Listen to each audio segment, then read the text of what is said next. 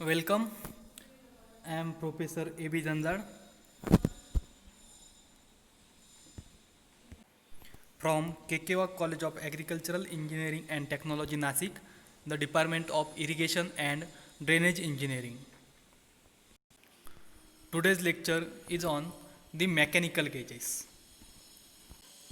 The mechanical gauges are those pressure measuring devices which embody an elastic element which deflects under the action of applied pressure, and hence this movement mechanically magnified operates a pointer moving against a graduated circumferential scale which indicates the pressure of the fluid.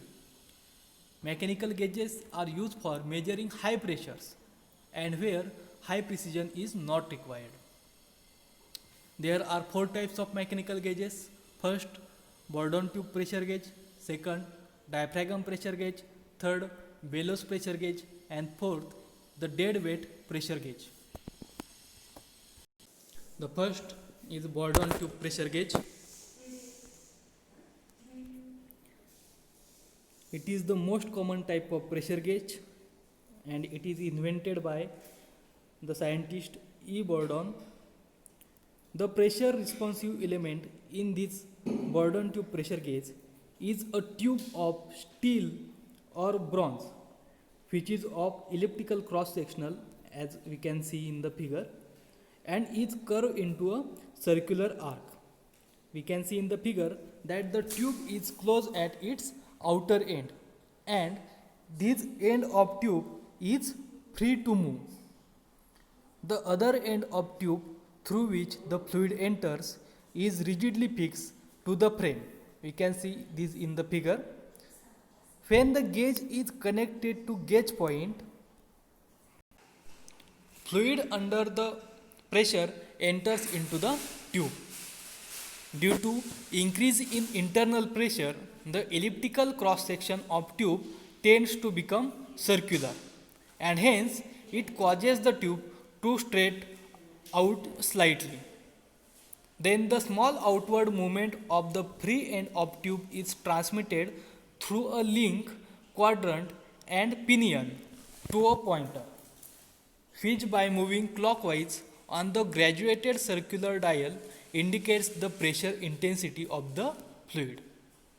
The dial of the gauge is so calibrated that it reads 0 when the pressure inside the tube equals the local atmospheric pressure, and the elastic deformation of the tube causes the pointer to be displaced on the dial in proportional to the pressure intensity of the fluid. By using the tubes of appropriate stiffness, the gauges for wide range of pressure may be made. Further, by suitable modifying the graduations of the dial and adjusting the pointer, the Bourdon tube vacuum gauge can also be made. When the vacuum gauge is connected to a partial vacuum, the tube tends to close. Thereby, moving the pointer in anticlockwise direction, it indicates the negative, which means that negative or vacuum pressure. The gauge dials are usually calibrated to read Newton per square meter or Pascal or kilogram per square centimeter.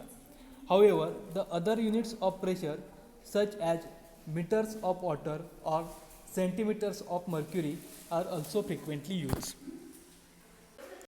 Then the second type is diaphragm pressure gauge. You can see in the figure. The pressure responsive element in this gauge is an elastic steel corrugated diaphragm. The elastic deformation of the diaphragm under pressure is transmitted to a pointer by a similar arrangement as in the case of Bourdon tube pressure gauge. However, this gauge is used to measure relatively low pressure intensities. The aneroid barometers operate on a similar principle.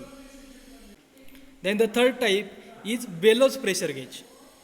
In this gauge, the pressure responsive element is made up of an thin metallic tube having deep circumferential corrugations. In response to the pressure changes, this elastic element expand or contracts, thereby moving the pointer on a graduated circular dial as shown in the figure. As the pressure increases, the elastic element expands, and when the pressure decreases, the elastic element contracts. Then the next type is dead weight pressure gauge. It is a simple form of dead weight pressure gauge consists of a plunger of diameter d which can slide within a vertical cylinder as shown in figure. The fluid under pressure entering the cylinder exerts a pressure force on the plunger which is balanced by the weights loaded on the top of plunger. If the weight required to balance the fluid under pressure is W, then the pressure intensity P of the fluid may be determined as P is equal to W upon pi by 4 d square, where pi by 4 d square is area of that tube. To get more videos related to agricultural engineering, follow the channel Agroniers. Thank you.